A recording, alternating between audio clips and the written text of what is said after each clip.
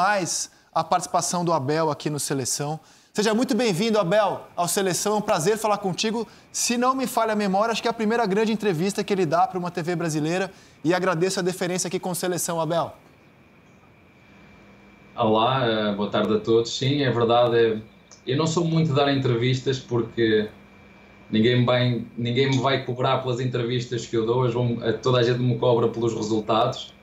E eu, por norma, se vocês forem olhar um bocadinho para aquilo que é a minha carreira enquanto treinador, eu sei que vocês não a conheciam, mas sei que o Palmeiras a conhece muito bem, porque posso-vos dizer, quando cheguei ao Palmeiras e quando o diretor me entregou um relatório sobre mim, até eu fiquei admirado como é que conheciam tanto da minha forma de trabalhar, e foi uma das coisas que me surpreendeu. Mas é verdade, eu não sou muito de dar entrevistas e digo-vos porquê. Porque eu acho que eu tenho que dar o direito a toda a gente ter essa oportunidade. E eu falei com o meu assessor de imprensa e disse, quem quiser falar comigo, eu terei disponível no final da época para falar com quem quiser, sem problema nenhum, desde o programa mais visto ao programa mais humilde, porque para mim todos são promotores do futebol. Sei que uns são mais vistos do que outros, mas merecem todos o mesmo respeito e a mesma consideração. Muito obrigado, Abel. O Abel está vendo fotos da imagem dele, né? Começou no Penafiel, jogou no Vitória de Guimarães, no Braga, foi lateral do Sporting, os clubes que ele defendeu. E, Abel, a primeira pergunta que eu queria te fazer é a seguinte. Você deu um depoimento muito tocante depois da final da Libertadores, no qual você se disse o melhor treinador depois da competição e um pior marido, um pior pai, um pior filho. Agora você retorna a Portugal para ver a sua família e eu queria saber se a sua família vai deixar você retornar ao Brasil. Afinal, não é fácil viver longe de quem a gente ama e de quem nos apoia tanto, Abel. Sabem, a minha esposa já está comigo há 22 anos. Eu tenho 42, portanto ela cobra muitas vezes mais do que o próprio torcedor e me pergunta porque é que tiraste aquele, não devias ter tirado o outro, porque é que fizeste esta substituição, porque é que não meteste mais um avançado. Portanto, ela já me conhece muito bem e, portanto, ela sabe perfeitamente que existe dois amores dentro de mim. Até agora foi possível conciliar os dois, até há um ano e meio atrás. Desde o momento em que eu aceitei a aventura de ir para fora, de me desafiar e para campeonatos que me fizessem desafiar e porque queria também ter os meus títulos, crescer enquanto treinador, porque tudo que vocês veem aqui atrás de mim é tudo enquanto jogador. Portanto, quando cheguei ao Palmeiras eu não tinha títulos e aceito perfeitamente que não me conhecessem, porque é perfeitamente normal, mas também quero-vos dizer que ninguém foi antes de eu ser, não é? O Guardiola, antes de ser o Guardiola, enquanto treinador, tinha 0 títulos. O Klopp tinha 0 títulos. O Mourinho, 0 títulos. O Bobby Robson, 0 títulos. O Tite, 0 títulos. O Luxemburgo, 0 títulos. O Scolari, 0 títulos. Alguém teve que começar por algum lado.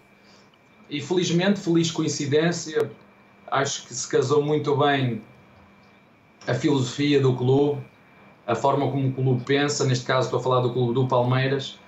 Casou muito bem, e a pesquisa que fizeram daquilo que seria o perfil do treinador para o Palmeiras coincidiu com aquilo que eu também queria para mim, porque nós de facto fizemos 3 entrevistas e não foi só eu o entrevistado, o Gagliotti pode confirmar isso. Eu fiz exatamente as mesmas perguntas que me fizeram, eu fiz exatamente as mesmas ao clube, o que é que o clube esperava de mim, né? Que condições é que ia ter para corresponder às expectativas que o clube tinha, aquilo que queria.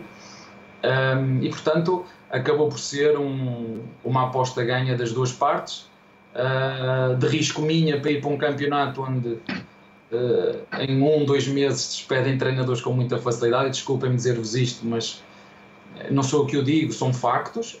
No Brasil é assim, e portanto foi também um risco da minha parte. E logicamente o Palmeiras também, porque contratou um treinador sem qualquer tipo de título. Esta aqui é a grande verdade. E como é que está com a sua família aí, Abel? Eu queria saber se a sua família, diante de tanta saudade, vai permitir que você retorne ao Brasil.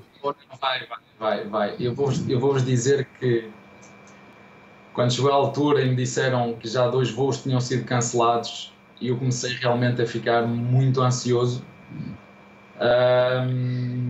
porque eu preciso desta parte, eu preciso da estabilidade emocional da minha família, eu preciso da aceitação da minha família,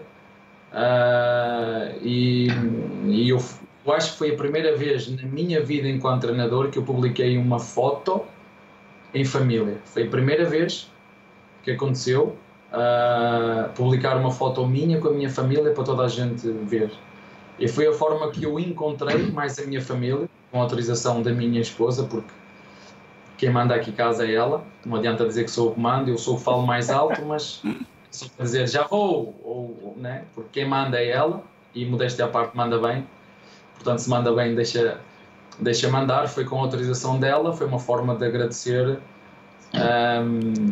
tudo que o Palmeiras e a Crefisa, nomeadamente Palmeiras, Gagliotti e Crefisa, Leila, fizeram para que eu pudesse estar com a minha família, que é algo que jamais esquecerei, porque me tocou. Este tipo de viagens não são propriamente fáceis, e quando estava tudo fechado, eu digo-vos isto mesmo sinceramente, eu comecei mesmo a ficar ansioso, porque já estava há muito tempo sem ver a minha família, mas tudo correu pelo melhor, e agora está tudo bem. Eu disse isto aos jogadores, precisava muito, e disse-lhes a eles, a quem lá ficou, eu vou carregar energias aqui dentro, vou carregar amor para depois chegar aqui e poder-vos dar, porque a vida sem amor, e não falo de amor marido e mulher, falo de amor de colega, amor de pai, amor de filho, amor de treinador. Eu já utilizei essa expressão porque acho que é algo que nos deve acompanhar na nossa vida.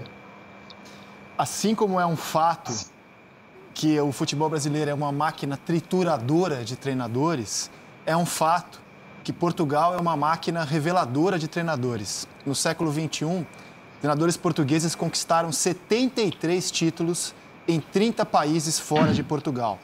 Você tem os casos famosos do Mourinho, por exemplo, do Jesus no Brasil, mas tem Manuel José no Egito, Pedro Martins na Grécia. É um país que tem revelado muitos técnicos vencendo em diferentes partes do mundo. Sobre isso também falaremos aqui ao longo do Seleção. Abel, estou aqui com o Pedrinho, ídolo do Vasco, um dos grandes jogadores da história do Palmeiras também. Pedrinho, o que você quer saber de Abel Ferreira ao vivo conosco? Primeiro, o professor Abel vai ter 1 ano de folga agora, com essa moral para patroa, vai ficar 1 ano no Brasil tranquilo. Professor Abel, vou entrar um pouquinho na questão técnica e tática. Aqui no Brasil, a gente ainda tem muitas resistências à mudança do futebol, a gente ainda prega muito futebol raiz.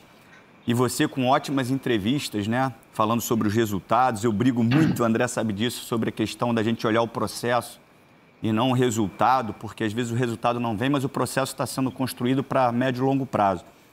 Você sente uma diferença no jogo dos atletas, comparando com os atletas europeus, na questão que eles muito mais, aqui no Brasil, as ações que eles fazem no campo, às vezes elas são muito mais intuitivas, formadas pelo ambiente, pela pressão, pela atmosfera, e saem um pouquinho dos teus princípios, do teu modelo de jogo. Às vezes você tem um movimento para o atleta, mas se a torcida pressiona, ele faz um movimento para dar um bote que não era para ter dado.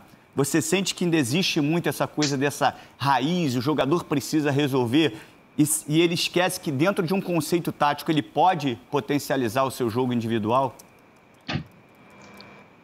Pedrinho, olha, em primeiro lugar, as entrevistas só são boas ou más, depende de quem faz as perguntas. Eu, às vezes, dizem, é sempre a mesma coisa, os treinadores falam sempre a mesma coisa. E eu digo, mas quem pergunta sempre a mesma coisa, nós não vamos responder outra. E dizer-te muito bem para a pergunta que tu fazes.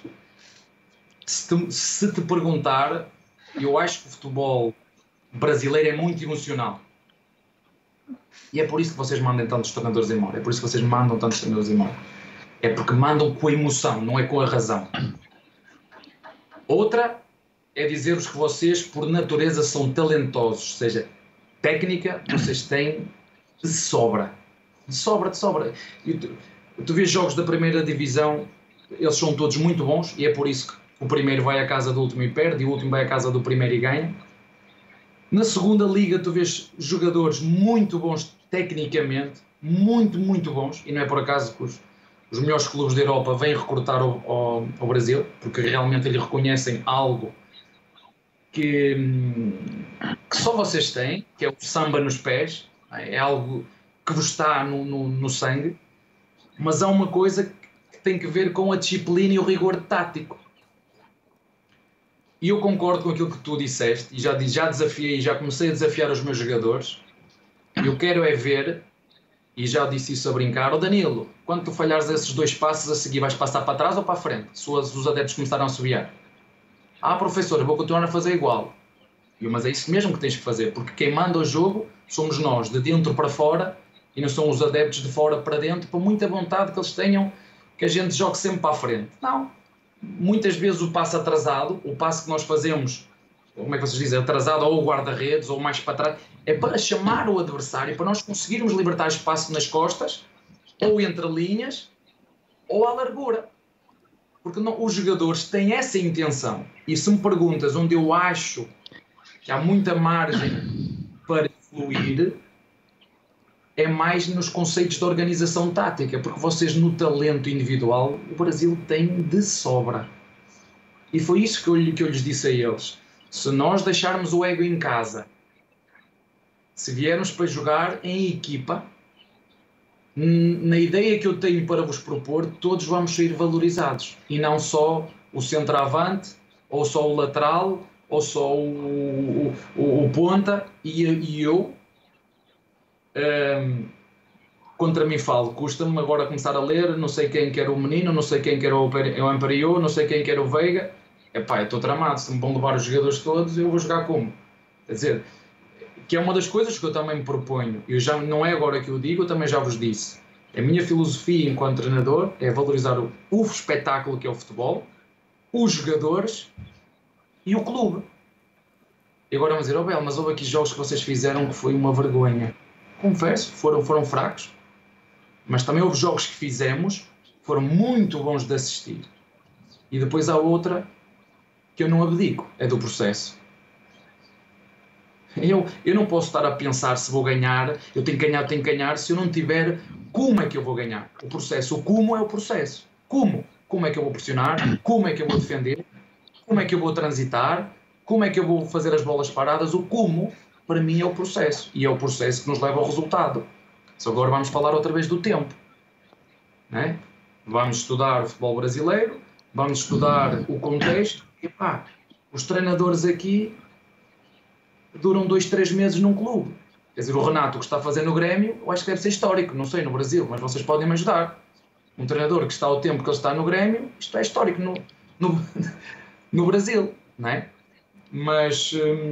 resumidamente,